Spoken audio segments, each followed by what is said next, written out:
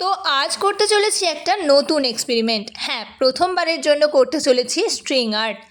ইউটিউবে বেশ কটা ভিডিও দেখার পর থেকে ভীষণভাবে ইচ্ছে হচ্ছিল এই আর্টটা ট্রাই করার। আর তখনই মাথায় এলো সামনেই আসছে সঙ্গীতার বার্থডে। সঙ্গীতা হলো কল্যাণীতে এমএসসি করতে যাওয়ার পর আমার প্রথম বন্ধু আর রুমমেটও।